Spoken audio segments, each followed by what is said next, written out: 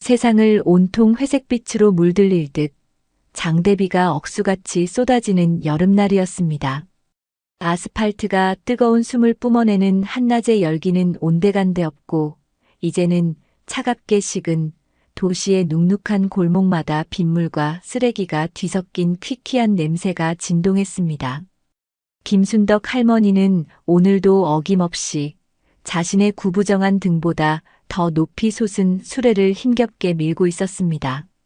수레 위에는 세상의 온갖 버려진 이야기들이 폐지와 고철의 모습으로 위태롭게 쌓여 할머니의 고단한 삶의 무게를 그대로 보여주고 있었습니다. 찢어진 비닐 덮개는 쏟아지는 빗줄기 앞에서 아무런 힘도 쓰지 못했습니다. 빗물은 비웃기라도 하듯 폐지 더미 속으로 끈질기게 스며들어 그 무게를 몇 곱절은 더 무겁게 만들었고 할머니의 낡은 옷과 깊게 팬 주름 사이로도 차갑게 흘러내렸어요. 이 비가 그치면 내일은 햇볕에 빳빳하게 마른 종이들이 더 많이 나올 게야. 그 신락 같은 희망 하나만이 끊어질 듯 쑤시는 허리와 시큰거리는 무릎의 고통을 견디게 하는 유일한 주문이었습니다.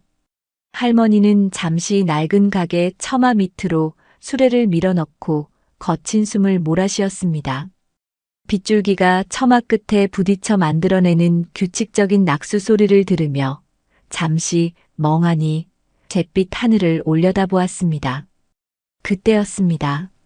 온갖 도시의 소음과 빗소리에 섞여 아주 희미하고 가느다란 소리의 실오라기 하나가 할머니의 귓가를 파고든 것은 낑낑.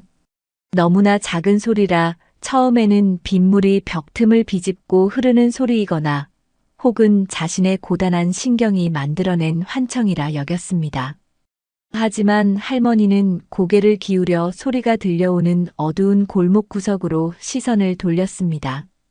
그곳은 음식물 쓰레기 봉투가 터져 역한 악취가 진동하고 누군가 몰래 버린 낡은 장롱이 비를 맞으며 썩어가고 있는 동네에서 가장 후미진 곳이었습니다.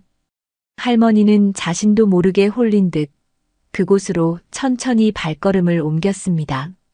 그리고 그곳에서 할머니는 작은 생명체 하나를 발견했습니다. 낡은 장롱과 벽 사이의 비좁은 틈, 그곳에 온몸이 흙탕물에 젖어 무슨 색의 털을 가졌는지조차 알아볼 수 없는 새끼 강아지 한 마리가 웅크리고 있었습니다. 녀석은 젖은 넝마 조각처럼 보였고 가늘게 몸을 떨며 죽음의 문턱에서 마지막 힘을 다해 어미를 부르고 있었던 것입니다. 아가, 세상에, 여기서 뭐하고 있는 게냐? 할머니는 자신도 모르게 탄식하며 떨리는 손을 뻗었습니다. 강아지는 이미 기력이 다했는지 반항은커녕 할머니의 거친 손길에 차갑고 축축한 몸을 그대로 맡겼어요. 눈도 제대로 뜨지 못한 채 본능적으로 어미의 온기를 찾는 듯 할머니의 손가락 사이로 파고드는 그 작은 몸짓에 할머니의 굳어있던 마음 한구석이 와라르 무너져 내렸습니다. 평생을 홀로 버티며 살아온 할머니에게 세상의 가장 어둡고 낮은 곳에서 가냘프게 울고 있는 그 작은 생명은 마치 거울 속에서 자신의 외로운 어린 시절을 마주하는 듯한 착각을 불러일으켰습니다. 주변을 아무리 둘러보아도 어미개의 흔적은 보이지 않았고 이대로 둔다면 1시간을 넘기지 못하고 차갑게 식어버릴 것이 불보듯 뻔했습니다. 한참의 망설임이 흘렀습니다. 내 한몸 건사하기도 힘든 처지에 하는 현실의 목소리와 그래도 어찌 살아있는 생명을 보고 그냥 지나친단 말이냐 하는 양심의 목소리가 머릿속에서 치열하게 싸웠습니다. 결국 할머니는 수레 위에 쌓인 폐지 몇 뭉치를 바닥에 내려놓아 자리를 만들고 자신의 때 묻은 작업 조끼를 벗어 푹신하게 깐 뒤 조심스럽게 강아지를 그 위에 올려놓았습니다. 오늘은 무거운 폐지를 줍는 일보다 어쩌면 훨씬 더 무겁고 중요한 생명의 무게를 짊어지게 된 것 같았습니다. 할머니가 비에 젖은 수레를 끌고 향한 곳은 환하게 불이 켜진 동네의 작은 동물병원이었습니다. 첨단 소독약 냄새와 뽀송뽀송한 실내 공기가 가득한 그곳에 흠뻑 젖은 행색의 할머니와 흙탕물 묻은 강아지는 마치 다른 세상에서 온 이방인 같았습니다. 스르륵 하고 자동문이 열리자 카운터에 앉아있던 젊은 수의사와 다른 반려동물을 기다리던 보호자들의 시선이 일제히 할머니에게로 향했습니다. 그 시선 속에는 노골적인 의아함과 약간의 경계심마저 섞여 있었습니다. 주변의 시선이 등 뒤에 따갑게 박혔지만 할머니는 아랑곳하지 않았습니다.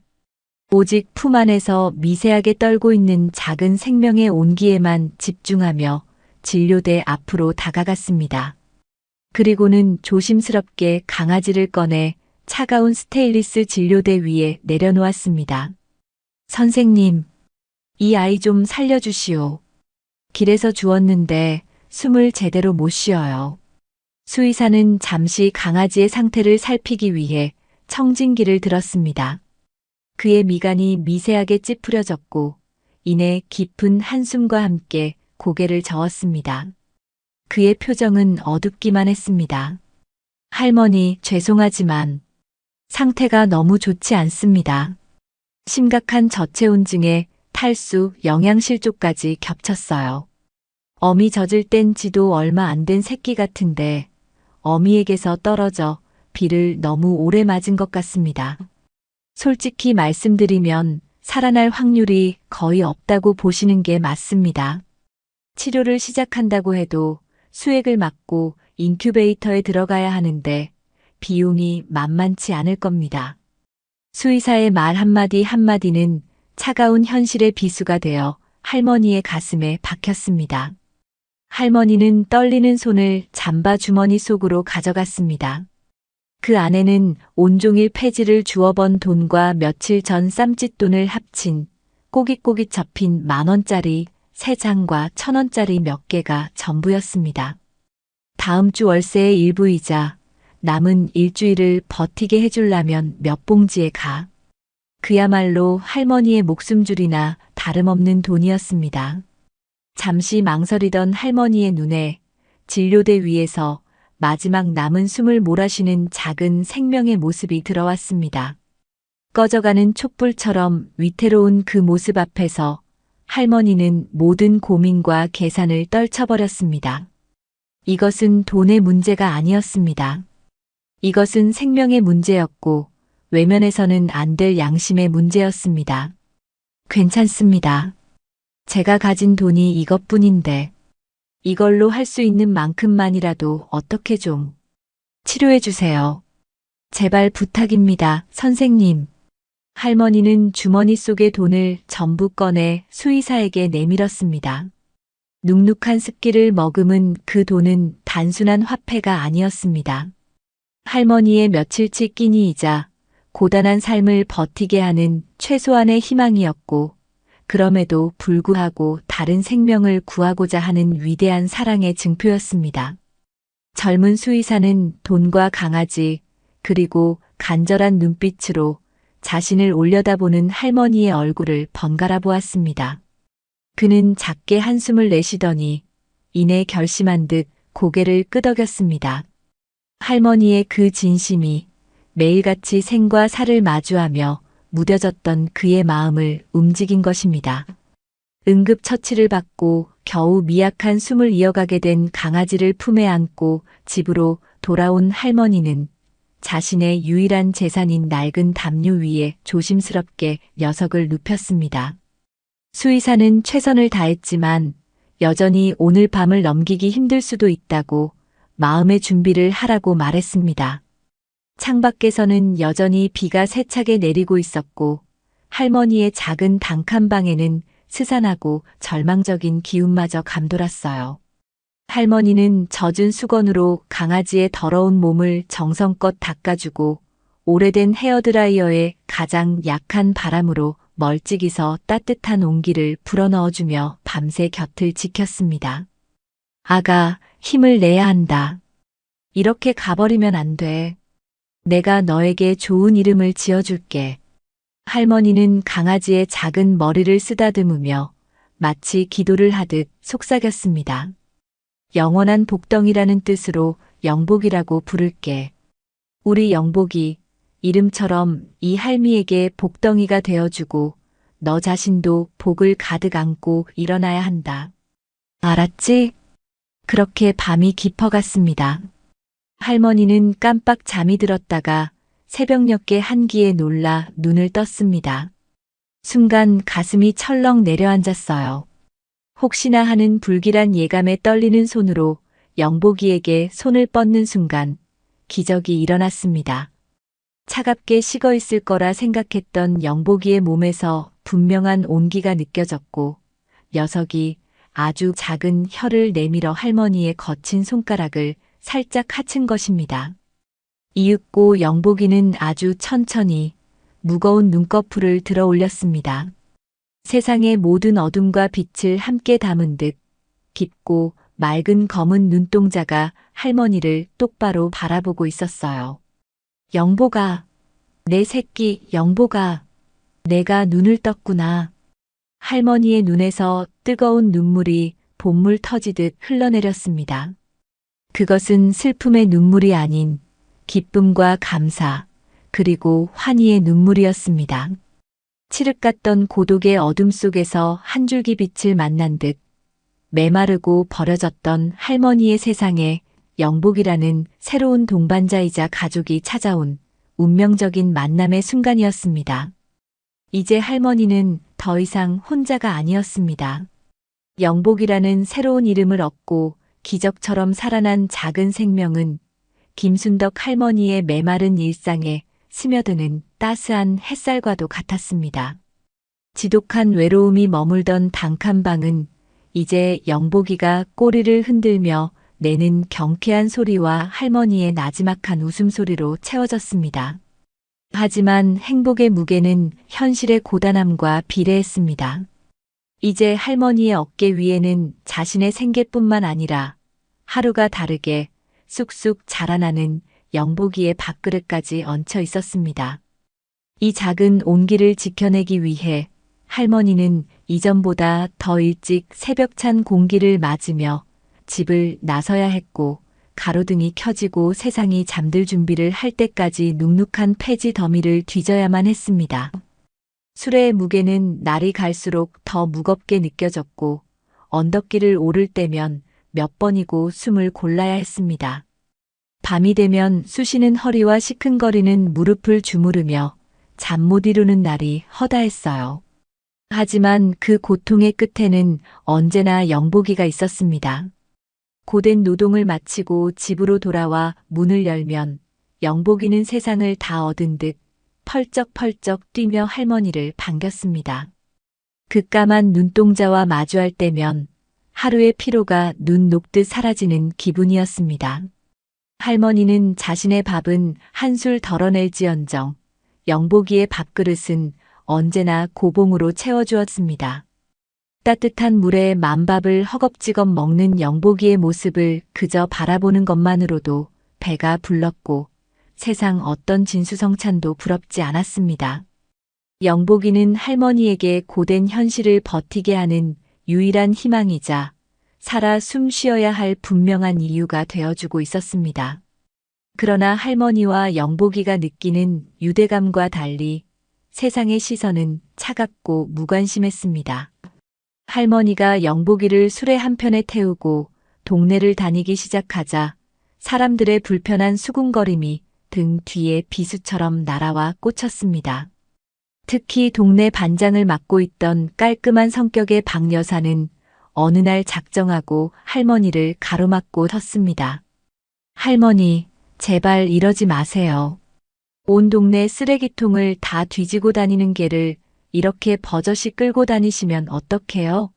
애들 교육에도 안 좋고 무엇보다 비위생적이잖아요. 동네 사람들이 다들 쉬쉬하며 불편해하는 거 모르세요? 그녀의 목소리에는 경멸과 짜증이 가득 섞여 있었습니다. 할머니는 얼굴이 화끈거려 아무 대꾸도 할 수 없었습니다. 매일 밤 자신의 몸을 씻는 것보다 더 정성껏 영복이를 씻기고 빗질해 주었지만 폐지 줍는 할머니와 더러운 유기견이라는 사회적 낙인은 끈질기게 그들을 따라다녔습니다. 공원에서 아이들이 신기한 듯 영복이에게 다가오려 하면 기겁한 부모들이 달려와 아이의 팔을 낚아채며 어딜까. 저게 병균 덩어리일지 몰라. 가까이 가지 마. 라고 소리치는 장면을 몇 번이나 목격해야 했습니다. 그럴 때마다 할머니는 아무렇지 않은 척 영복이의 등을 토닥이며 우리 영복이는 세상에서 제일 깨끗한데 저 사람들이 뭘 몰라서 그래라고 나직이 속삭였지만 정작 가장 큰 상처를 받는 것은 할머니 자신이었습니다. 영복이를 향한 멸시의 시선은 곧 자신을 향한 것이었고 그 시선은 할머니의 자존감을 좀먹어 들어갔습니다. 엎친 데 덮친 격으로 2달치 월세가 밀리면서 할머니의 시름은 더욱 깊어졌습니다. 어느 날 오후 육중한 발걸음 소리와 함께 집주인이 들이닥쳤습니다. 그는 대문을 열자마자 다짜고짜 소리를 질렀습니다. 할머니, 월세가 벌써 2달이나 밀렸잖소. 제가 자선사업가인 줄 아세요? 그는 매캐한 담배 냄새를 풍기며 방 안을 제 집처럼 훑어보았고 구석에 겁을 먹고 웅크린 영복이를 발견하자마자 기다렸다는 듯이 목소리를 높였습니다. 아니, 이게 다 뭐야? 월세 낼 돈은 없으면서 개는 무슨 개를 키워? 어쩐지 방에서 쿰쿰한 냄새가 난다 했어. 당장 그 개 내다 버리든지 아니면 이번 주까지 방 빼든지 둘 중 하나만 하시오. 집주인의 폭언에 할머니는 온몸의 피가 차갑게 식는 것 같았습니다. 영복이를 버리라는 말은 자신의 목숨을 버리라는 말과 같게 들렸습니다. 할머니는 아무런 대답도 하지 못한 채 죄인처럼 고개만 푹 숙였습니다. 집주인이 쿵쾅거리며 사라진 후 방 안에는 무거운 정적만이 남았습니다. 이 작은 방마저 잃으면 이 추운 겨울에 영복이를 데리고 어디로 가야 한단 말인가. 수십 년간 꿋꿋하게 버텨온 인생이었건만 오늘따라 세상이 원망스럽고 자신의 처지가 한없이 서러워 소리 없는 눈물이 뺨을 타고 흘렀습니다. 바로 그때였습니다.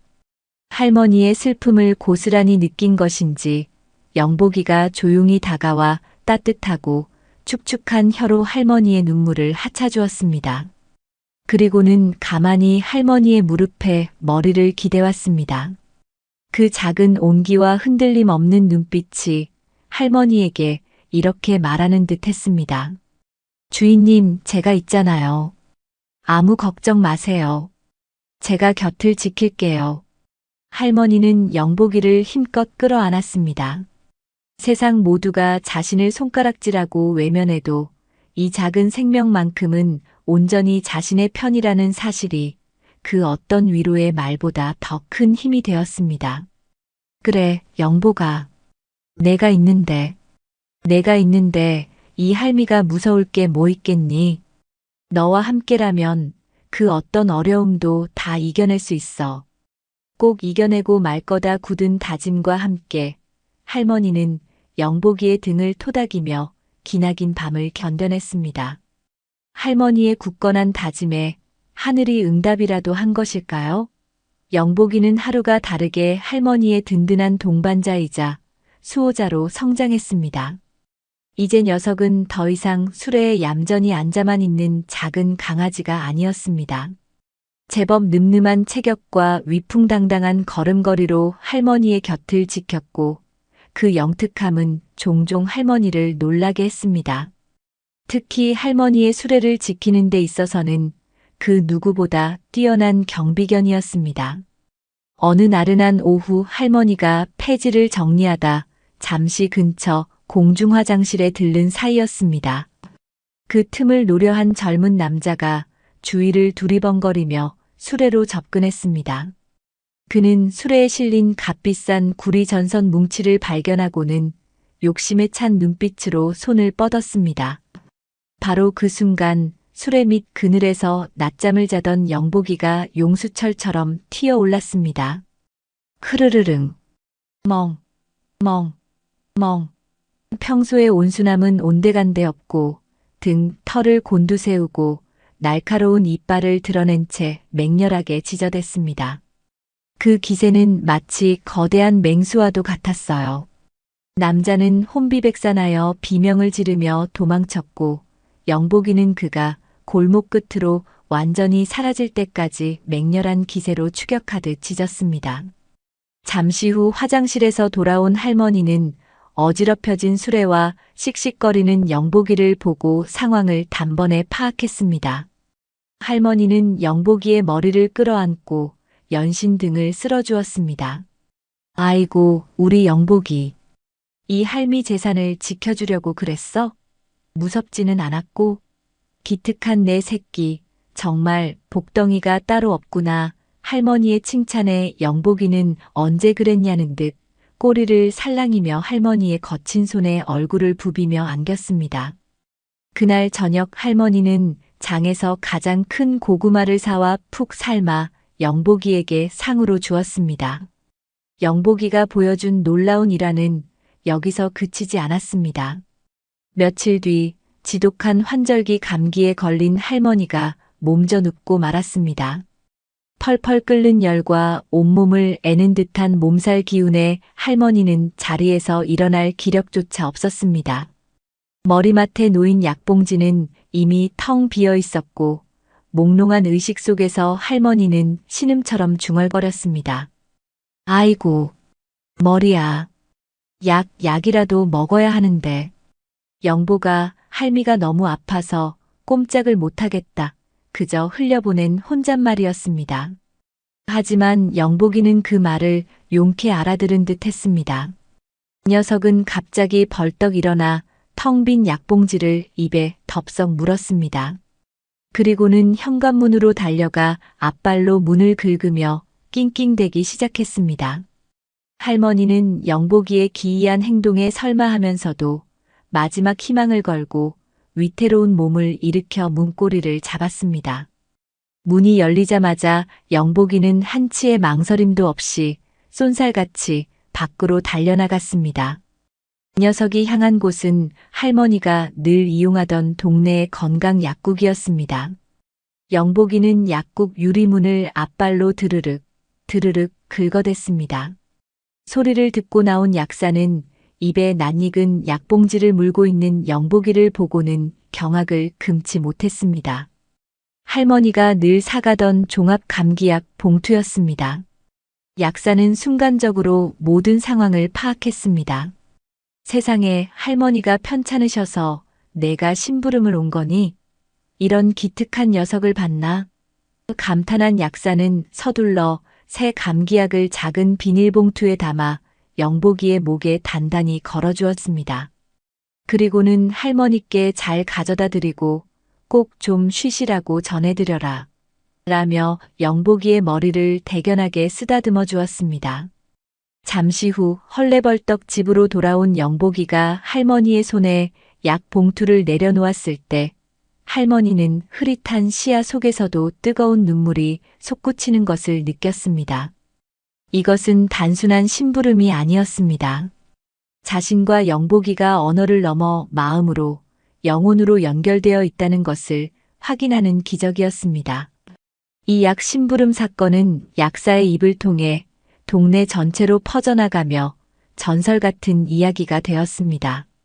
그 후로 영복이와 할머니를 보는 사람들의 시선은 180도 달라졌습니다. 특히 동네 아이들이 영복이의 가장 큰 팬이 되었습니다. 이전에는 부모님 눈치를 보며 멀리서 구경만 하던 아이들이 이제는 스스럼 없이 다가와 영복아, 이리 와. 할머니, 안녕하세요. 영복이 정말 똑똑해요. 라며 인사를 건넸습니다. 영복이는 아이들에게 둘러싸여도 조금도 짖거나 경계하지 않고 오히려 순한 양처럼 행동하며 아이들의 다정한 손길을 즐겼습니다. 아이들이 던진 공을 꼬리를 흔들며 물어다 주었고 때로는 아이들의 작은 동생처럼 곁에 가만히 앉아 있기도 했습니다. 아이들의 맑은 웃음소리는 할머니를 향한 어른들의 굳게 닫힌 마음의 빗장까지 열어주었습니다. 폐지 줍는 할머니는 어느새 영웅견 영복이의 할머니가 되어 있었습니다. 할머니의 집 앞은 영복이를 보러 오는 아이들로 늘 북적였고 할머니는 수십 년간 잊고 살았던 사람의 온기와 소소한 행복을 되찾았습니다. 외로움과 고단함으로 가득했던 할머니의 세상은 영복이로 인해 비로소 따뜻하고 충만한 기쁨의 공간으로 변해가고 있었습니다. 영복이 덕분에 웃음과 활기를 되찾은 할머니의 행복은 그러나 길게 이어지지 못했습니다. 마치 시샘이라도 하듯 잔인한 운명은 예고 없이 할머니를 덮쳤습니다. 유난히 볕이 따갑고 습했던 어느 여름날 오후였습니다. 할머니는 그날따라 유난히 무거운 수레를 끌고 가파른 언덕길을 오르고 있었습니다. 영복이는 행여나 할머니가 힘들까봐 뒤에서 수레를 미는 신용을 하며 곁을 지켰습니다. 언덕 중턱에 다다랐을 때였습니다. 갑자기 할머니의 눈앞이 아찔해지며 시야가 노랗게 변했습니다. 귀에서는 벌이 윙윙거리는 듯한 이명이 들렸고 세상의 모든 소리가 멀게만 느껴졌어요. 어지럽다. 할머니는 술의 손잡이를 생명줄처럼 붙잡고 잠시 버텨보려 했지만 다리에 힘이 풀리면서 몸이 한쪽으로 기울었습니다. 쿵 하는 둔탁한 소리와 함께 할머니의 몸은 아스팔트 바닥으로 무기력하게 쓰러졌고 의식은 깊은 어둠 속으로 가라앉았습니다. 모든 것은 순식간에 일어났습니다. 바로 옆에서 걷던 영복이는 쓰러져 미동도 없는 할머니의 모습에 세상이 무너지는 듯한 충격을 받았습니다. 녀석은 처음에는 할머니가 장난을 치는 줄 알고 코로 얼굴을 툭툭 치고 귀를 하치며 애교를 부렸습니다. 하지만 할머니의 몸은 차갑게 굳어만 갔습니다. 그제야 상황의 심각성을 깨달은 영복이는 공포에 휩싸였습니다.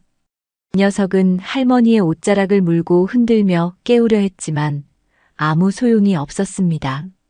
다급해진 영복이는 마치 늑대처럼 목을 길게 빼고 하늘을 향해 울부짖기 시작했습니다. 평소의 짖음과는 차원이 다른 듣는 이의 심장을 서늘하게 만드는 절박하고 처절한 비명이었습니다. 다행히 그 비명 같은 소리를 들은 한 행인이 달려왔고 쓰러진 할머니와 그 곁에서 울부짖는 개를 보고는 다급하게 119에 신고했습니다. 곧이어 날카로운 사이렌 소리가 고요한 동네를 갈랐고 구급차가 쏜살같이 도착했습니다. 구급대원들이 능숙하게 할머니를 들것에 옮겨 싣는 동안 영복이는 이별을 직감한 듯 미친 듯이 날뛰었습니다. 구급차 안으로 뛰어오르려 발버둥 쳤고 대원들의 다리에 매달리며 길을 막아섰습니다. 안 돼, 비켜. 대원의 외침과 함께 구급차 문이 쾅 하고 닫히는 순간 영복이의 세상도 함께 닫혀버렸습니다. 영복이는 자신만 남겨둔 채 멀어져가는 하얀 구급차의 뒷모습을 보며 목이 쉬어라 울부짖었습니다. 그 울음소리는 주인을 잃은 슬픔과 세상에 홀로 남겨진 공포 그 자체였습니다. 그날부터 영복이의 고통스러운 기다림이 시작되었습니다. 녀석은 할머니가 실려 들어간 대학병원 응급실 입구 앞에서 단 한 발짝도 움직이지 않았습니다. 병원 직원들이나 환자 보호자들이 안쓰러운 마음에 가져다주는 물과 사료, 간식에도 눈길 한 번 주지 않았습니다. 영복이의 시선은 오직 할머니가 사라진 저 자동문 너머에 고정되어 있었습니다. 밤이 되어 차가운 이슬이 온몸을 적시고 세찬 비바람이 몰아쳐도 영복이는 그 자리를 떠나지 않았습니다. 그렇게 굶주림과 추위 속에서 꼬박 3일이 지났습니다. 털은 흙먼지로 뒤엉키고 눈은 퀭해졌지만 오직 할머니를 다시 만나야 한다는 일념 하나로 녀석은 버티고 있었습니다. 영복이의 이 충직하고 애처로운 기다림은 병원 내에 빠르게 퍼져 오가는 이들의 발걸음을 멈추게 하고 모두의 마음을 아프게 했습니다. 한편 병실에서 겨우 의식을 되찾은 할머니는 자신의 몸 상태에 대한 의사의 설명을 듣고는 망연자실했습니다.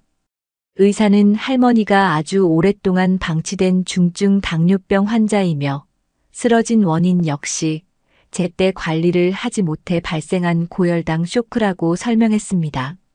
앞으로 평생 매일 인슐린 주사를 맞아야 하고 평생 먹고 싶은 음식을 마음대로 먹지 못하는 엄격한 식이요법을 해야만 생명을 연장할 수 있다는 청천벽력 같은 진단이었습니다.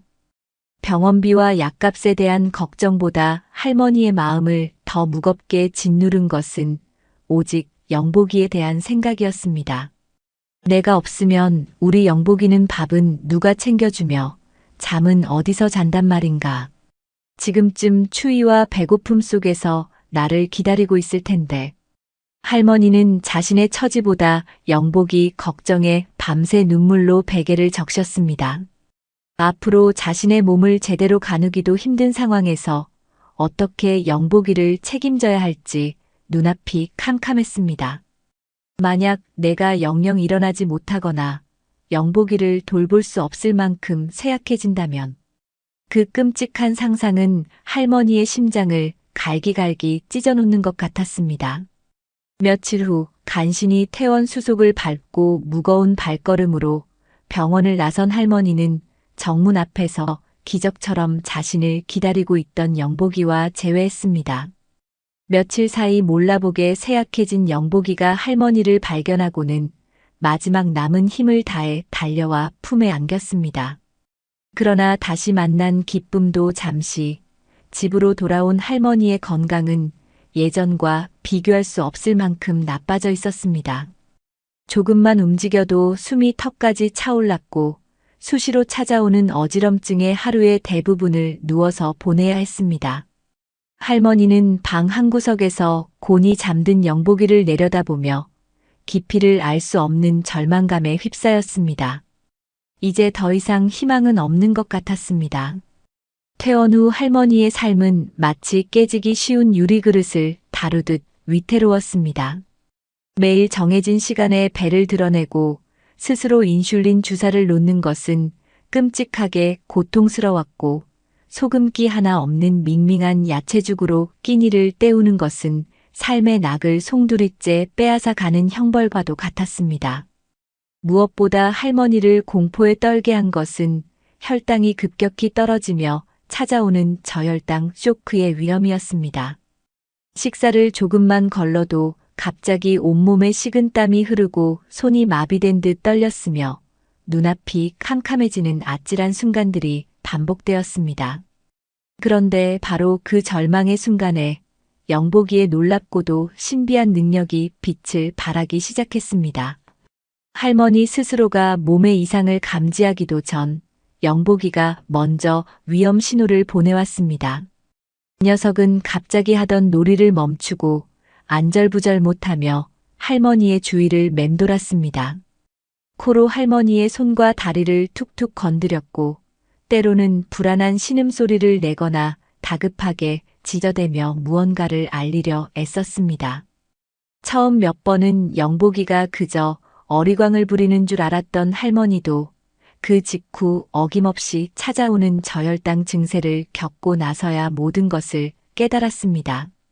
영복이가 자신의 혈당 변화를, 즉 몸속에서 일어나는 위험한 화학적 변화를 미리 감지하고 있다는 경이로운 사실을 말입니다. 하루는 할머니가 약 기운에 취해 깜빡 깊은 잠에 빠져들었습니다. 의식하지 못하는 사이 혈당은 위험 수위까지 떨어지고 있었습니다. 그때 잠든 할머니의 곁을 지키던 영복이가 다급하게 행동하기 시작했습니다. 녀석은 할머니의 뺨을 미친 듯이 핥고 앞발로 가슴을 꾹꾹 누르며 깨우려 했습니다. 그것으로도 부족했는지 녀석은 머리맡 서랍장으로 달려가 앞발로 서랍을 긁어 열고는 의사가 비상용으로 처방해준 사탕 봉지를 입에 물어와 할머니의 입술에 가져다 대기까지 했습니다. 그 끈질긴 노력 덕분에 겨우 의식을 차린 할머니는 떨리는 손으로 사탕을 입에 넣었고 잠시 후 거짓말처럼 어지럼증이 가셨습니다. 할머니는 자신의 생명을 구해준 영복이를 끌어안고 한참 동안 흐느꼈습니다. 영복이는 더 이상 단순한 반려견이 아니었습니다. 할머니의 생명을 지키는 충직한 수호천사이자 그 무엇과도 바꿀 수 없는 기적이었습니다. 영복이가 주인의 혈당을 감지해 생명을 구한다는 이야기는 약국 심부름 사건과 함께 동네를 넘어 지역 사회 전체에 놀라운 화제거리가 되었습니다. 사람들은 말도 안 돼, 영화에나 나올 법한 이야기다, 신이 보낸 개가 틀림없다며 혀를 내둘렀습니다. 이 특별한 사연은 마침내 지역 신문사에 젊고 열정적인 김선준 기자의 귀에까지 들어가게 되었습니다. 어느 날 그는 카메라와 취재 수첩을 들고 할머니의 작은 방을 찾아왔습니다. 처음에는 그저 흥미로운 미담 정도로 생각했던 김 기자는 할머니의 소박하지만 진심 어린 이야기와 할머니의 눈빛 하나하나에 반응하는 영복이의 모습을 직접 목격하며 깊은 감명에 빠졌습니다. 그는 단순히 사건을 기록하는 것을 넘어 수십 년간 이어진 할머니의 고독과 영복이가 가져다준 구원, 그리고 그 둘 사이에 흐르는 깊은 영적 교감을 섬세한 필치로 담아내기 위해 노력했습니다. 신문 기사가 인쇄에 들어가기 며칠 전, 영복이는 자신의 비범함을 다시 한번 증명하며 동네의 영웅으로 떠올랐습니다. 새로 이사 온 집에 6살짜리 여자아이가 엄마가 짐을 푸는 사이 호기심에 집을 나섰다가 길을 잃는 사건이 발생했습니다. 해는 뉘엿뉘엿 저물어가고 아이 엄마의 울음 섞인 외침이 동네를 가득 메웠습니다. 동네 사람들이 모두 나와 아이를 찾아 헤맸지만 행방은 묘연했습니다. 그때 집 앞에서 이 소란을 듣고 있던 영복이가 갑자기 코를 땅에 박고 킁킁거리기 시작했습니다. 녀석은 아이 엄마에게 달려가 옷에 묻은 아이의 냄새를 한참 맡더니 망설임 없이 그녀의 옷자락을 물고는 어딘가로 이끌기 시작했습니다. 지푸라기라도 잡는 심정으로 사람들은 영복이의 뒤를 따랐습니다. 영복이는 익숙한 골목길을 지나 한 번도 가보지 않은 생소한 공사장으로 향했습니다. 그리고는 녹슨 철근과 시멘트 포대 더미 뒤에서 겁에 질려 웅크리고 앉아 울고 있는 아이를 정확히 찾아냈습니다. 아이가 무사히 엄마의 품에 안기는 감격적인 순간, 사람들은 일제히 영복이를 향해 환호와 박수를 보냈습니다. 그날 밤 할머니는 자신의 곁에 새근새근 잠든 영복이를 내려다보며 깊은 상념에 잠겼습니다. 빗속에서 떨고 있던 작고 가여운 생명. 그저 측은한 마음에 거두었을 뿐인데 이제는 자신의 목숨을 지켜주고 위기에 처한 이웃을 돕는 특별한 존재가 되었습니다. 영복이라는 이름이 마치 예언이라도 된 것처럼 할머니는 비로소 온 마음으로 깨닫게 되었습니다. 그날 비 오는 골목에서 자신이 영복이를 구한 것이 아니었다는 것을, 오히려 영복이가 고독하고 병든 자신을, 그리고 어쩌면 이 삭막한 세상을 구하기 위해 하늘이 보내준 선물이라는 것을. 영복이는 단순한 개가 아니었습니다. 희망의 또 다른 이름이었습니다. 김순덕 할머니와 영웅견 영복이의 이야기는 지역 신문이 한 귀퉁이를 장식하는데 그치지 않았습니다. 젊은 김선준 기자가 진심을 담아 쓴 기사는 인터넷을 통해 삽시간에 퍼져나갔습니다. 주인의 혈당을 감지하는 게 길 잃은 아이를 구한 영웅이라는 자극적인 제목 아래 할머니와 영복이가 서로를 의지하며 살아온 세월의 이야기는 삭막한 세상에 지친 사람들의 마음을 깊이 울렸습니다. 수많은 사람들이 기사를 공유했고 댓글창에는 응원과 감동의 메시지가 넘쳐났습니다. 그리고 그 기사는 마침내 운명처럼 한 사람의 눈에 띄게 되었습니다. 그의 이름은 이재혁 전직 베테랑 소방관이자 현재는 인명구조견 훈련센터의 소장이었습니다. 이재혁 소장은 젊은 시절 붕괴된 건물 잔해 속에서 자신의 목숨을 구해준 구조견 철웅이를 잊지 못하는 사람이었습니다.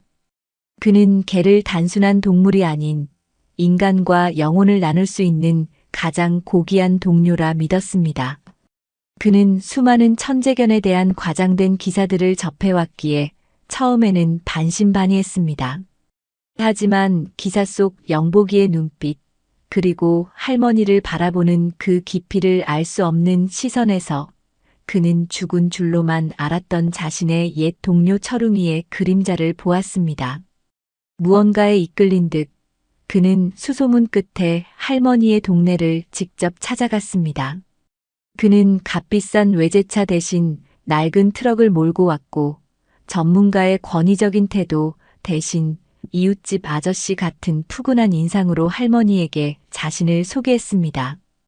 그는 영복이의 능력을 시험하려 들지 않았습니다.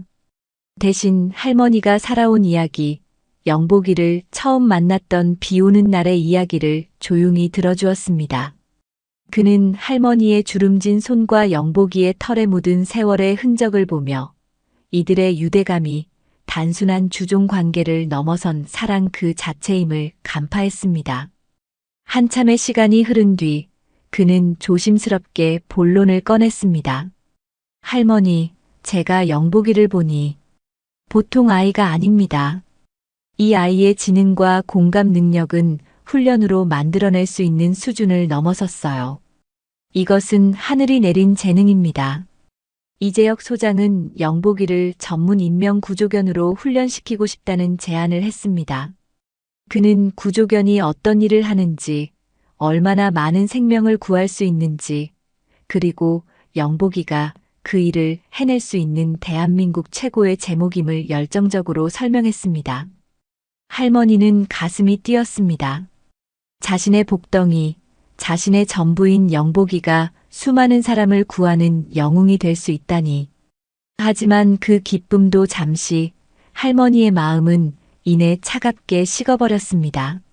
훈련은 곧 이별을 의미했습니다. 영복이 없는 삶, 그것은 할머니에게 다시 홀로 어둠 속에 갇히는 것과 같은 말이었습니다. 그녀는 차마 대답하지 못하고 입술만 달싹였습니다. 그날 이후 할머니의 마음은 지옥과 천국을 오갔습니다. 영복이의 빛나는 미래와 그를 떠나보내야 하는 슬픔 사이에서 갈피를 잡지 못하고 밤마다 뜬 눈으로 지새웠습니다. 극심한 스트레스는 가뜩이나 좋지 않았던 할머니의 건강을 급격히 악화시켰습니다. 결국 할머니는 다시 한번 어지럼증을 느끼며 방 안에 쓰러졌고 연락을 받고 달려온 이웃의 도움으로 겨우 병원을 찾게 되었습니다. 의사는 단호한 어조로 말했습니다. 할머니, 이 상태로는 정말 큰일 납니다. 당분간 모든 걸 내려놓으시고 병원에 입원해서 집중 치료를 받으셔야 해요. 이건 선택이 아니라 필수입니다. 장기 입원. 그 말은 할머니에게 사형 선고처럼 들렸습니다. 며칠 뒤 이재혁 소장이 다시 한번 할머니의 집을 찾았을 때 할머니는 이미 모든 것을 체념한 상태였습니다. 그런데 놀라운 일이 벌어졌습니다.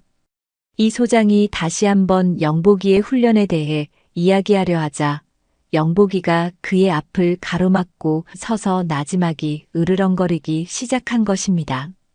녀석은 할머니의 뒤로 바짝 붙어 마치 우리 주인님을 더 이상 괴롭히지 마시오라고 말하는 듯 이 소장을 노려보았습니다. 그 순간 할머니는 깨달았습니다. 영복이는 자신의 곁을 떠나고 싶어 하지 않는다는 것을.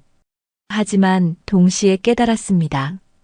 자신이 이기심 때문에 영복이의 위대한 미래를 그리고 영복이의 도움을 간절히 기다릴지 모를 수많은 생명을 외면하고 있다는 것을. 눈물이 비오듯 쏟아졌습니다. 할머니는 떨리는 손으로 전화기를 들고 이재혁 소장에게 전화를 걸었습니다. 소장님, 우리 영복이 잘 부탁드립니다. 수화기 너머로 할머니의 세상이 무너지는 소리가 들려왔습니다. 할머니의 장기 입원이 결정되자 비극적인 이별의 날은 생각보다 빨리 찾아왔습니다. 병원으로 떠나기 전날 밤 할머니는 잠든 영복이의 털을 쓸어주며 밤을 꼬박 새웠습니다. 비 오는 날 처음 만났던 순간부터 약 심부름을 했던 기특한 모습, 자신의 목숨을 구해줬던 용감한 순간까지 3년의 세월이 파노라마처럼 스쳐 지나갔습니다. 방 안의 모든 물건에는 영복이의 흔적이 배어 있었고 그 흔적들은 곧 다가올 텅 빈 시간을 예고하며 할머니의 심장을 아프게 찔렀습니다. 어떻게든 영복이와 함께 있을 방법을 찾아보려 했습니다. 지역 동물보호소에 전화를 걸었을 때 수화기 너머로 들려오는 수십 마리 개들의 절박한 짖음 소리에 할머니는 황급히 전화를 끊었습니다. 그 차갑고 시끄러운 곳에 자신의 전부인 영복이를 보낼 수는 없었습니다. 결국 이재혁 소장의 제안이 유일한 그리고 영복이를 위한 최선의 길임을 인정해야만 했습니다. 이별의 날 아침, 이재혁 소장이 약속된 시간에 트럭을 몰고 왔습니다. 할머니는 밤새 정성껏 싼 영복이의 짐 가방을 들고 대문 앞에 섰습니다. 영복이는 평소와 다른 무거운 공기를 감지했는지 할머니의 다리 사이로 파고들어 불안하게 낑낑거렸습니다. 이 소장이 영복이에게 목줄을 채우려 하자 녀석은 거세게 저항하며 할머니의 등 뒤로 숨어버렸습니다. 영복아, 가야 해. 가서. 훌륭한 개가 되어야 한다. 할머니는 애써 눈물을 삼키며 영복이를 달랬지만 목소리는 떨려 나왔습니다. 영복이는 그런 할머니의 마음을 아는지 모르는지 버티고 서서 한 발짝도 움직이려 하지 않았습니다. 결국 할머니는 가장 잔인한 선택을 해야만 했습니다. 영복이를 자신의 품에서 떼어내 이재혁 소장의 품으로 밀어 넣었습니다. 어서 가란 말이야. 이 할미 걱정은 말고 가서 많은 사람들 구해주렴. 그것이 내가 이 할미에게 해주는 가장 큰 효도다. 할머니의 외침에 영복이의 눈동자가 세차게 흔들렸습니다. 이 소장에게 안긴 채 트럭에 오르면서도 영복이의 시선은 오직 할머니에게 고정되어 있었습니다. 차 문이 닫히고 시동이 걸리고 차가 천천히 골목을 빠져나가는 내내 영복이는 앞발로 차창을 긁으며 애처롭게 울부짖었습니다. 할머니는 그 모습이 완전히 사라질 때까지 그 자리에 돌처럼 서서 소리 없이 눈물만 흘렸습니다. 영복이가 사라진 골목길은 순식간에 텅 비어버렸고 그 텅 빈 공간은 그대로 할머니의 마음속으로 들어와 버렸습니다. 그날 이후 두 친구의 시련은 각자의 공간에서 시작되었습니다. 이재혁 소장의 훈련소에 도착한 영복이는 극심한 분리불안 증세를 보였습니다. 최고급 사료도 푹신한 쿠션도 모두 거부한 채 캔넬 구석에 몸을 웅크리고 미세하게 떨기만 했습니다. 밤이 되면 할머니를 찾는 영복이의 구슬픈 울음소리가 훈련소 전체에 울려 퍼졌습니다. 며칠 뒤에는 캔넬의 잠금 장치를 스스로 풀고 탈출해 훈련소 정문 앞에서 할머니가 사라진 길목을 하염없이 바라보다 발견되기도 했습니다. 이재혁 소장은 영복이를 억지로 훈련시키지 않았습니다. 그는 그저 녀석의 곁을 묵묵히 지키며 그 깊은 슬픔이 가라앉기를 기다려주었습니다. 한편 병원에 입원한 할머니의 상태도 좋지 않았습니다. 영복이가 없는 병실은 숨막히는 감옥과도 같았습니다. 눈을 감으면 차창을 긁으며 울부짖던 영복이의 모습이 떠올라 잠을 이룰 수 없었고 입맛이 없어 식사도 번번이 거르기 일쑤였습니다. 담당 의사와 간호사들은 치료에 집중하지 못하고 나날이 우울감에 빠져드는 할머니를 보며 안타까워했지만 그 어떤 위로의 말도 할머니의 귓가에 닿지 않았습니다. 할머니의 시간은 영복이가 떠난 그 순간에 멈춰버린 듯 했습니다. 그렇게 두 친구는 서로를 미치도록 그리워하며 각자의 고통 속에서 힘겨운 밤들을 견뎌내고 있었습니다. 떨어져 있는 시간은 두 친구에게 고통이었지만 동시에 각자를 성장시키는 단련의 과정이기도 했습니다. 훈련소의 영복이는 이재혁 소장의 끈기 있는 기다림과 교감 속에서 서서히 마음의 문을 열기 시작했습니다. 이 소장은 영복이에게 강압적인 명령을 내리는 대신 할머니의 냄새가 밴 낡은 스웨터를 가져다주며 녀석을 안정시켰습니다. 그는 훈련을 일이 아닌 놀이로 접근했고 영복이의 뛰어난 지능과 공감 능력을 칭찬하며 자신감을 심어주었습니다. 결정적인 변화는 모의 재난 훈련 현장에서 일어났습니다. 무너진 건물 잔해 속에 갇힌 연기자가 고통스럽게 살려주세요. 라고 외치는 소리를 듣는 순간 영복이의 눈빛이 돌변했습니다. 그 외침은 과거 할머니가 길 위에서 쓰러졌을 때의 절박한 상황을 떠올리게 했습니다. 주인을 구해야 한다는, 누군가를 도와야 한다는 녀석의 본능이 마침내 슬픔을 이기고 깨어난 것입니다. 그날 이후 영복이는 훈련에 놀라운 집중력을 보였습니다. 후각, 청각, 장애물 통과, 복종 훈련 등 모든 분야에서 타의 추종을 불허하는 압도적인 재능을 선보이며 훈련소의 모든 교관과 동료 훈련견들을 경탄시켰습니다. 영복이는 더 이상 할머니만 기다리는 슬픈 개가 아니었습니다.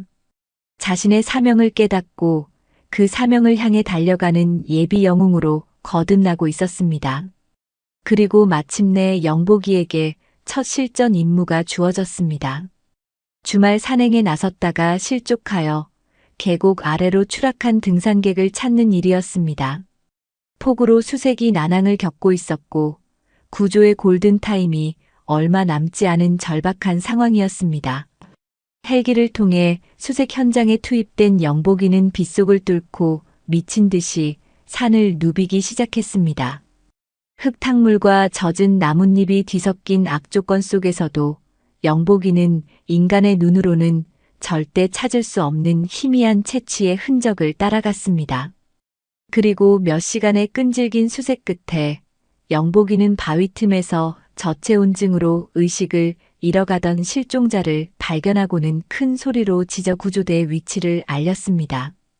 영복이 덕분에 한 사람의 소중한 생명이 기적처럼 살아난 것입니다. 같은 시각, 병원의 할머니 역시 변화의 시간을 겪고 있었습니다. 처음에는 삶의 의욕을 모두 잃고 치료를 거부하던 할머니는 한 젊은 간호사의 정성 어린 설득과 격려에 조금씩 마음을 열었습니다.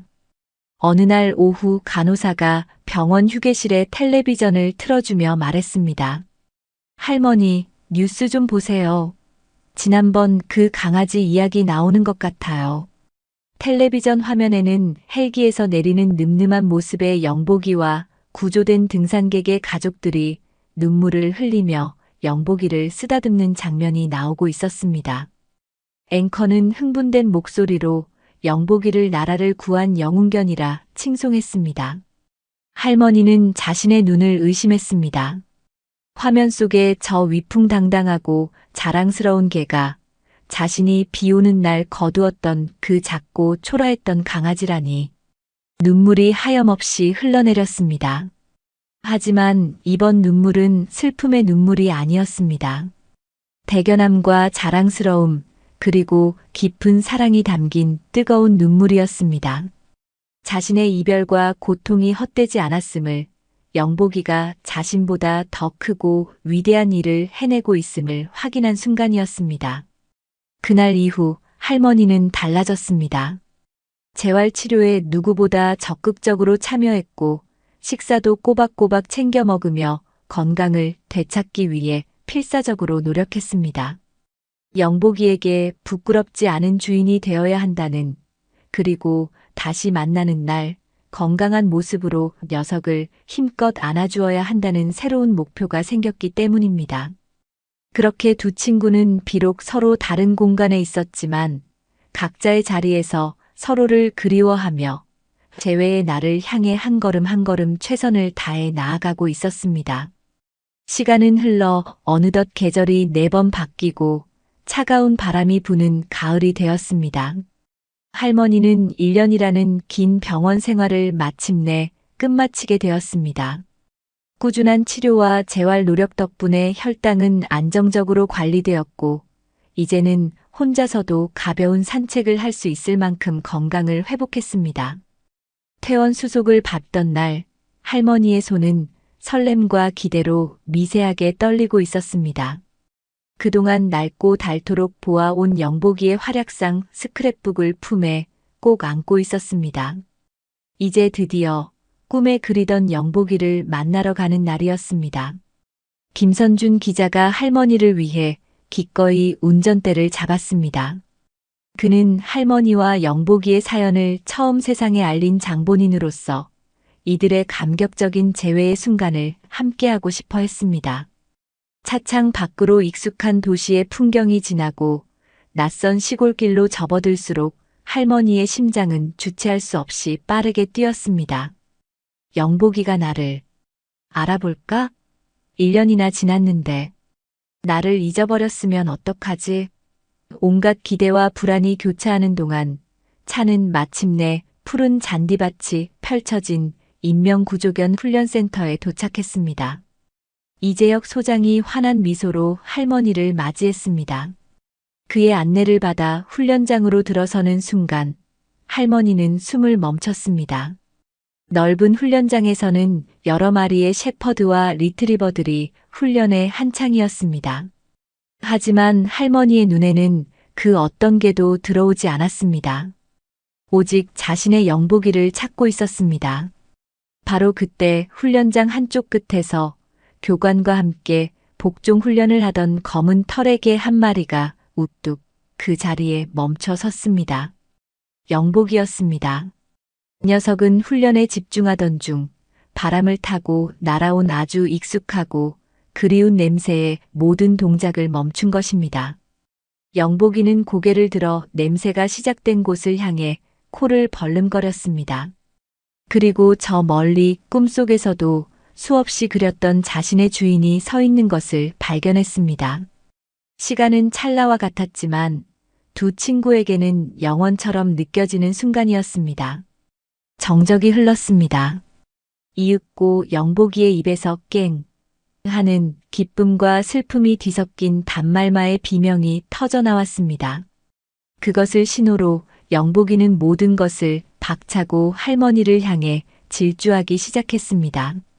녀석은 마치 검은 탄환처럼 잔디밭을 가로질렀습니다. 1년의 세월이 무색하게 영복이는 조금도 망설이지 않았습니다. 영복아!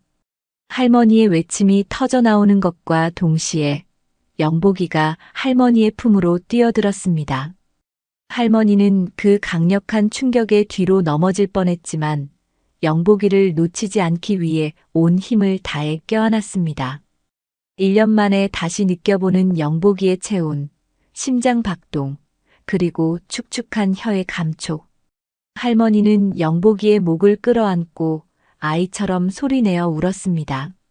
영복이 역시 할머니의 얼굴과 목을 쉴 새 없이 핥으며 기쁨과 반가움의 낑낑거림을 멈추지 않았습니다. 그 모습은 단순한 주인과 개의 재회가 아니었습니다. 생이별을 겪었던 가족이 영혼의 반쪽이 다시 하나가 되는 눈물겹고도 성스러운 의식이었습니다. 그 광경을 지켜보던 이재혁 소장과 김선준 기자, 그리고 훈련소의 모든 사람들의 눈시울도 붉게 젖어들었습니다. 한참 동안의 감격적인 해우가 끝나고 이재혁 소장은 할머니를 자신의 사무실로 안내했습니다. 그는 그동안 영복이가 이뤄낸 눈부신 활약상들을 하나하나 설명해 주었습니다. 산사태에서 매몰된 일가족을 구한 이야기, 짙은 안개 속에서 조난당한 대학생들을 찾아낸 이야기 등 영복이가 구한 생명은 벌써 10손가락을 훌쩍 넘어서고 있었습니다. 사무실 한쪽 벽에는 영복이에게 감사하는 내용의 편지들과 구조된 사람들이 영복이와 함께 찍은 사진들이 가득 붙어 있었습니다. 할머니는 비로소 자신의 작은 선행이 얼마나 큰 기적의 씨앗이 되었는지를 깨달았습니다. 자신의 전부였던 영복이가 이제는 수많은 사람들의 희망이자 영웅이 되었다는 사실에 가슴 벅찬 뿌듯함과 감사가 밀려왔습니다. 두 친구는 다시 함께할 수 있게 된 것에, 그리고 서로가 서로에게 더 큰 자랑이 되었다는 사실에 감사하며 행복의 눈물을 흘렸습니다. 할머니와 영복이의 감동적인 재회 이야기는 김선준 기자의 후속 보도를 통해 다시 한번 세상에 알려졌습니다. 이에 감동한 수많은 독자들과 기업들의 후원이 답지하기 시작했습니다. 이재혁 소장과 김 기자는 이 소중한 후원금을 모아 할머니와 영복이를 위한 새로운 보금자리를 마련했습니다.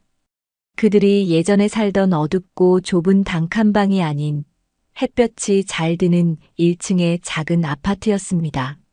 아파트 앞에는 영복이가 마음껏 뛰어놀 수 있는 작은 잔디 마당까지 딸려 있었습니다. 새 집으로 이사하던 날 할머니는 모든 것이 꿈만 같았습니다. 낡고 삐걱거리던 가구 대신 깨끗하고 안락한 새 가구들이 들어왔고, 무엇보다 창문을 열면 상쾌한 흙냄새와 풀냄새가 들어오는 것이 좋았습니다. 할머니는 더 이상 폐지를 줍지 않아도 되었습니다.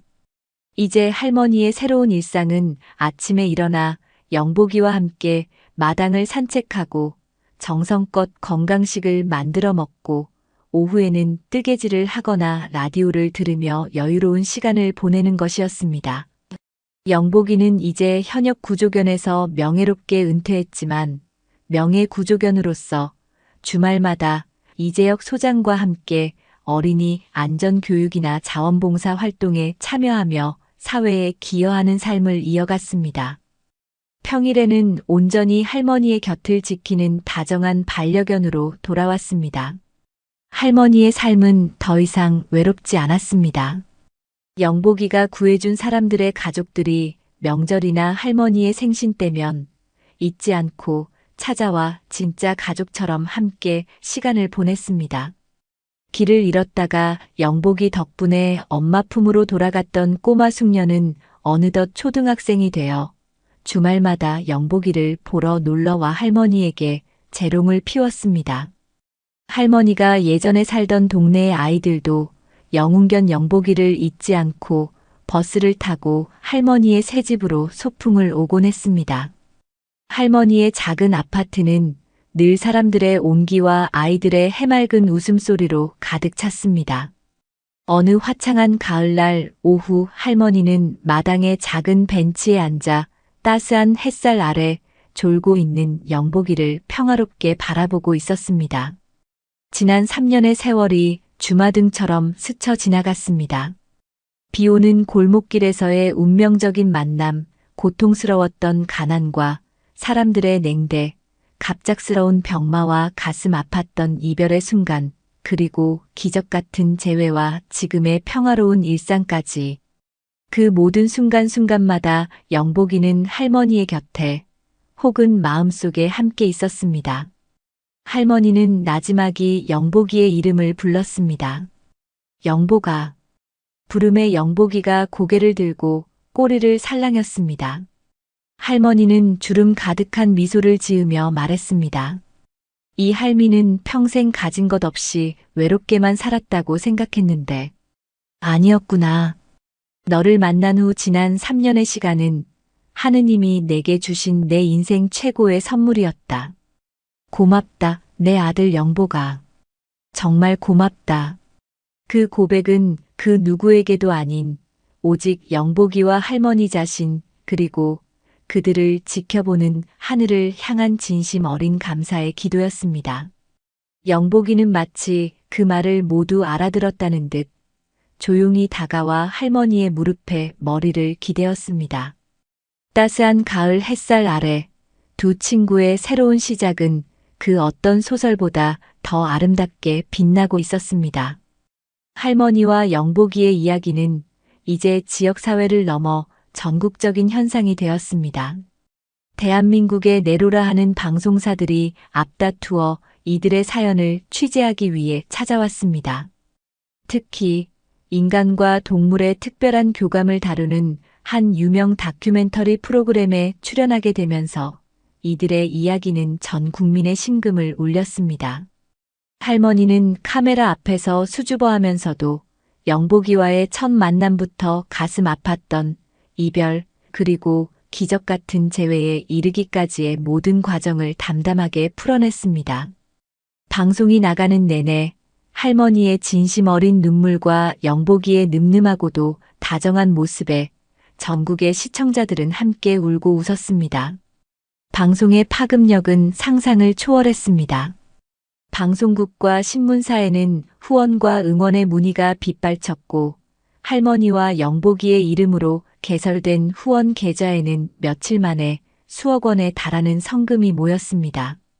평생 만져본 적 없는 거액 앞에 할머니는 어쩔 줄 몰라 했지만 이재혁 소장과 김선준 기자가 나서서 영복복지재단의 설립을 도왔습니다.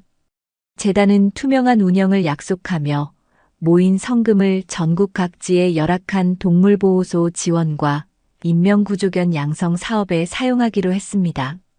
한평생 남의 도움을 받기만 했던 할머니가 이제는 다른 어려운 이들을 돕는 위치에 서게 된 것입니다. 이 변화는 할머니의 삶에 새로운 의미를 부여했습니다. 할머니는 더 이상 과거의 상처에 얽매여 있거나 자신의 늙고 병든 처지를 비관하지 않았습니다. 대신 영복이와 함께 재단의 명예이사장으로서 전국 각지의 유기견 보호소를 찾아다니기 시작했습니다. 할머니는 자신의 경험을 바탕으로 상처받은 유기견들을 따뜻하게 보듬어 주었고 열악한 환경 속에서 고군분투하는 봉사자들의 손을 맞잡고 위로했습니다. 영복이는 그 곁을 지키며 불안에 떠는 개들에게는 안정감을, 지친 사람들에게는 희망의 상징이 되어 주었습니다. 어느 날 할머니와 영복이는 한 시립보호소를 방문했습니다. 그곳에서 할머니는 구석진 캔넬 안에 웅크리고 있는 늙고 병든 개 한 마리를 발견했습니다. 피부병과 영양실조로 털이 군데군데 빠져 앙상한 몰골이었고 사람의 손길이 닿자 겁에 질려 몸을 파르르 떨었습니다.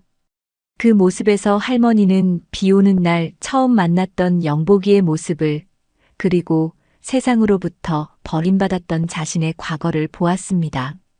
할머니는 조용히 캔넬 안으로 들어가 개를 가만히 끌어안았습니다. 괜찮다, 아가. 다 괜찮아. 이제는 무서워하지 않아도 돼. 할머니의 따뜻한 체온과 진심 어린 속삭임에 개는 경계를 풀고 할머니의 품에 조용히 머리를 기대었습니다. 그 순간 할머니는 자신의 남은 생을 어디에 바쳐야 할지 분명히 깨달았습니다. 영복이 한 마리를 구했던 그 작은 선행이 세상을 이토록 따뜻하게 만들었듯 이제는 세상의 모든 영복이들을 위해 살아가기로. 할머니와 영복이의 이야기는 이제 개인적인 기적을 넘어 우리 사회의 희망과 감동을 전하는 살아있는 전설이 되어가고 있었습니다. 영복복지재단의 활동은 우리 사회의 선한 영향력의 물결을 일으켰습니다.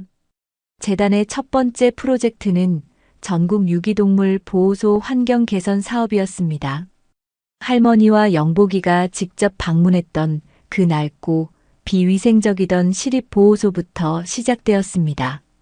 재단의 지원금으로 낡은 캔넬은 튼튼하고 위생적인 새 것으로 교체되었고 차가운 시멘트 바닥에는 푹신한 단열재가 깔렸습니다. 소식을 들은 자원봉사자들의 발길이 전국 각지에서 이어졌습니다. 영복이가 구조했던 등산객의 아들은 자신의 건축 기술을 재능 기부했고 길 잃었던 아이의 부모는 주말마다 찾아와 청소를 도왔습니다.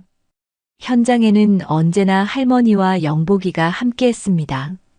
할머니는 봉사자들을 위해 따뜻한 밥을 지어 대접했고 영복이는 공사 현장을 어슬렁거리며 꼬리를 흔들어주는 것만으로도 지친 사람들에게 큰 힘이 되어 주었습니다. 영복이는 이제 더 이상 위험한 재난 현장에 투입되지는 않았지만 새로운 방식의 구조 활동을 펼치고 있었습니다.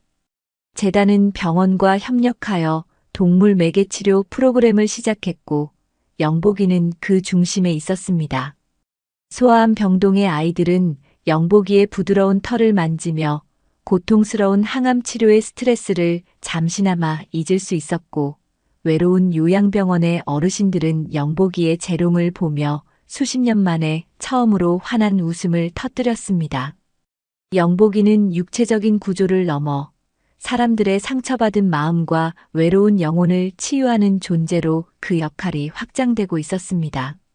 한편 이 모든 기적의 시작을 기록했던 김선준 기자는 오랜 취재 끝에 한 권의 책을 출간했습니다. 책의 제목은 내 인생의 선물, 영복이었습니다. 책에는 할머니와 영복이의 만남부터 재회, 그리고 그 이후의 이야기까지 모든 여정이 고스란히 담겨 있었습니다. 김 기자는 할머니뿐만 아니라 이재혁 소장, 동네 약사, 이웃 주민들, 구조된 사람들의 가족들까지 모두 인터뷰하며 하나의 작은 선행이 어떻게 거대한 희망의 네트워크를 만들어내는지를 생생하게 그려냈습니다.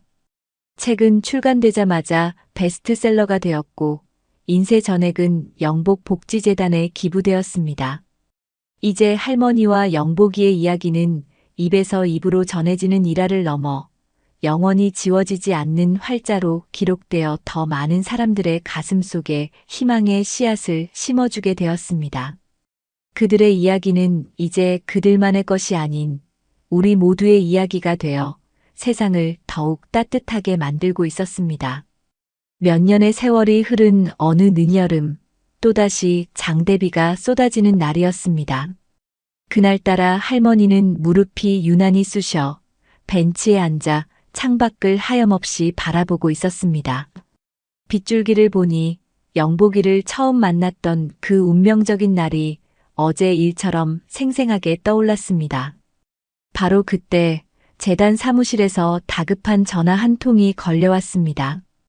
비를 쫄딱 맞은 한 여고생이 상자를 들고 재단을 찾아왔는데 누구의 말도 듣지 않고 무작정 할머니를 만나게 해달라며 울고 있다는 것이었습니다. 할머니는 한달음에 재단으로 향했습니다. 재단 로비 구석, 흠뻑 젖은 교복 차림의 한 여학생이 작은 종이 상자를 부들부들 떨리는 손으로 끌어안고 있었습니다. 학생의 눈은 퉁퉁 부어 있었고 온몸에서는 절망과 슬픔이 느껴졌습니다. 할머니는 조용히 학생에게 다가가 어깨를 감쌌습니다. 학생은 할머니의 얼굴을 확인하자마자 참았던 울음을 터뜨리며 말했습니다. 할머니, 제발, 얘들 좀 살려주세요. 어젯밤에 누가 비 오는 골목에 버리고 갔어요. 어미도 없이, 눈도 못 떴는데, 병원에 데려갔더니 돈이 없으면 안 된다고. 제가 가진 돈이 이것밖에 없어서 학생은 주머니에서 꼬깃꼬깃한 1,000원짜리 몇 장을 꺼내 보였습니다. 그 순간 할머니는 시간을 거슬러 과거의 자신과 마주한 듯한 강렬한 충격을 받았습니다. 비 오는 골목, 죽어가는 작은 생명, 그리고 주머니 속에 마지막 남은 돈을 움켜쥐고 어쩔 줄 몰라 하던 자신의 모습이 학생의 모습 위로 겹쳐 보였습니다. 운명의 수레바퀴가 돌고 돌아 다시 한번 같은 자리로 돌아온 것입니다. 할머니는 학생의 손을 따뜻하게 잡아주며 말했습니다. 아가, 울지 마라. 내가 내 마음 다 안단다. 나도 예전에 너와 똑같았거든.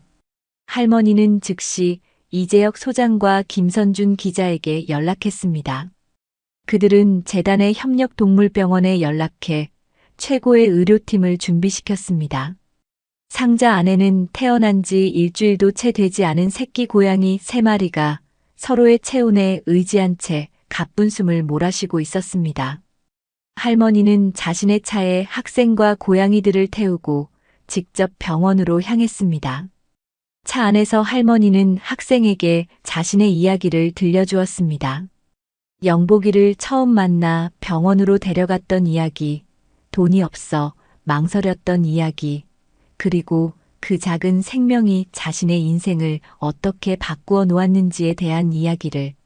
학생은 할머니의 이야기에 눈물을 흘리면서도 점차 안정을 되찾았습니다. 병원에 도착한 고양이들은 곧바로 집중 치료에 들어갔고 다행히 3마리 모두 목숨을 건졌습니다. 모든 비용은 영복복지재단에서 지원했습니다. 할머니는 학생에게 재단에서 장학금을 지원할 것을 약속하며 대신 주말마다 보호소에 와서 봉사활동을 하며 생명의 소중함을 배울 것을 제안했습니다. 학생은 몇 번이고 고개를 숙여 감사 인사를 했습니다. 그날 이후 학생은 재단의 가장 성실한 봉사자가 되었습니다. 할머니는 그 학생을 친손녀처럼 아끼며 자신이 받았던 사랑과 위로를 아낌없이 되돌려 주었습니다. 그것은 단순한 도움을 넘어선 희망의 계승이었습니다. 비 오는 날 하나의 생명을 구하고자 했던 작은 마음이 또 다른 생명을 구하는 더 큰 마음으로 이어진 기적의 고리가 완성되는 순간이었습니다. 다시 몇 해의 세월이 흘렀습니다. 할머니의 머리카락은 이제 온통 하얀 서리로 뒤덮였고 걸음걸이는 예전보다 훨씬 느려졌습니다. 영복이 또한 노년기에 접어들었습니다. 늠름했던 주둥이 주변으로 희끗희끗한 털이 자라났고 예전처럼 우다다 뛰어다니는 일도 줄었습니다. 하지만 두 친구의 눈빛은 세월의 흐름 속에서 더욱 깊고 평화로워졌으며 서로를 향한 사랑은 한치의 변함도 없었습니다. 화창한 어느 봄날 오후 할머니는 자신의 작은 마당 벤치에 앉아 꾸벅꾸벅 졸고 있는 영복이의 등을 부드럽게 쓰다듬고 있었습니다. 그들의 이야기는 이제 전설이 되어 있었습니다. 김선준 기자가 쓴 책은 초등학교 권장 도서로 선정되었고 영복복지재단은 대한민국에서 가장 신뢰받는 동물복지 단체 중 하나로 성장했습니다. 할머니를 찾아왔던 그 여고생은 재단의 장학금으로 수의대에 진학하여 이제는 재단 협력병원에서 인턴 수의사로 일하며 새로운 생명을 살리고 있었습니다. 이 모든 변화의 중심에는 늘 할머니와 영복이가 있었습니다. 그들은 더 이상 스포트라이트를 받지 않았지만 그들의 존재 자체만으로도 세상에 따뜻한 위로를 주었습니다. 할머니는 이제 멀리 외출하는 대신 집으로 찾아오는 손님들을 맞이하는 것이 일상이었습니다. 주말이면 아이들의 손을 잡고 찾아오는 젊은 부부들, 봉사활동을 하다가 인연을 맺은 청년들, 그리고 이제는 어엿한 수의사가 된 그 여고생까지. 할머니의 집은 언제나 사람들의 온기로 가득했습니다. 해가 서쪽 하늘을 붉게 물들이기 시작할 무렵 할머니는 잠든 영복이의 귀에 대고 나지막이 속삭였습니다. 영복아, 내 강아지. 이 할미는 이제 소원이 없단다. 너를 만나서 참으로 분에 넘치는 삶을 살았어. 혹여 내가 너보다 먼저 저기 멀리 하늘로 소풍을 가게 되더라도 너무 슬퍼하지 마라.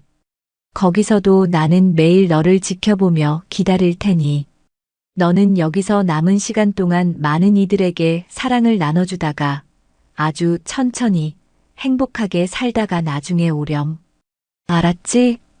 잠결에 할머니의 목소리를 들은 것인지 영복이가 나직하게 낑 소리를 내며 할머니의 손을 하찼습니다. 마치 걱정 마세요, 주인님. 우리는 영원히 함께일 거예요. 라고 대답하는 것 같았습니다. 할머니는 영복이를 끌어안고 붉게 물든 하늘을 바라보았습니다. 비 오는 날 시작되었던 한 할머니와 버려진 강아지의 기적. 그 이야기는 이제 끝나지 않는 전설이 되어 사랑과 희생의 가치가 무엇인지, 작은 친절이 세상을 어떻게 바꿀 수 있는지를 영원히 이야기해 줄 것입니다. 해가 지고 어둠이 내렸지만 두 친구의 마음속에는 그 어느 때보다 밝고 따뜻한 사랑의 등불이 꺼지지 않고 빛나고 있었습니다.